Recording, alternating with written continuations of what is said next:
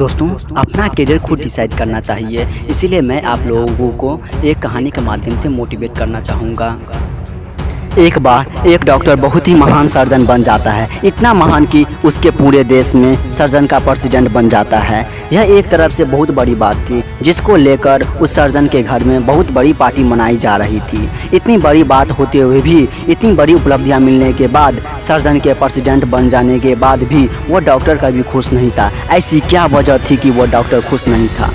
Doctor को उदास देखकर कुछ दोस्तों उसके पास आता है, पूछता है, तुम इतनी बड़ी उपलब्धियां प्राप्त की है जिसके बारे में कोई दूसरा सपने में भी नहीं सोच सकता है। तुम इतने बड़े सर्जन बन चुके हो, फिर भी इतने उदास क्यों हो? तो डॉक्टर ने कहा, जो उपलब्धियां मैंने प्राप्त की है, मैं आज एक सर्जन का प्रेसिडेंट हूँ, लेकिन मुझे यह नहीं बनना था। इसमें मुझे कोई रुचि नहीं है। मैं कभी भी सर्जन बनना नहीं चाहता था, लेकिन अब मैं इससे निकल भी नहीं सकता है, क्योंकि अगर मैं असफल हो गया होता तो शायद मेरे पास एक और मौका होता जिससे वह कर सकता था जिसमें मुझे रुचि है।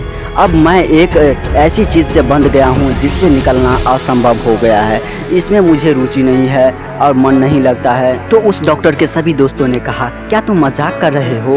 देश के सबसे बड़े प्रेसिडेंट होना कितनी आदर की बात होती है। तुम्हारे बीवी खुश है, तुम्हारे बच्चे खुश है, हर कोई खुश है, और समाज में तुम्हारी एक बहुत बड़ी इज्जत भी बन गई है। हर कोई तुम्हारा सम्मान कर रहा है। तो फिर डॉक्टर ने कहा, सभी लोग मेरा तो सम्मान कर रहे हैं, लेकिन मैं नहीं करता। मैं बस लोगों की नज़र में उठ गया हूँ, लेकिन मैं खुद की नज़र में नहीं। मुझे एक डांसर बनना था, लेकिन मेरे माता पिता इसके खिलाफ थे। घर वालों का कहना था कि बायोलॉजी रखकर पढ़ाई पर ध्यान दो। इस तरह से मैं अपने घर वालों की बात सुन ली। मैं कमज़ोर था, मुझसे उस वक्त घर वालों से लड़ने की शक्ति नहीं थी। मैं घर वालों की बात मान ली और पढ़ लिख कर एक महान सर्जन बन गया। और आज भी मुझे डांसर बनने की इच्छा होती है, लेकिन अब वह वक्त नहीं रहा। मेरे हाथ से वह वक्त चला गया जिस वक्त मैं घर वालों से लड़कर हिम्मत करके डांसर बनने का करियर चुन सकता था। दोस्तों, सर्जन का प्रेसिडेंट होने के बाद भी यह डॉक्टर कभी खुश नहीं था, क्योंकि यह अपने वक्त पर अपना करियर का सही डिसीजन नहीं लिया। इसीलिए दोस्तों, हमने जो कहानी बताए हैं, इससे हमें यह सीखने को मिलती है कि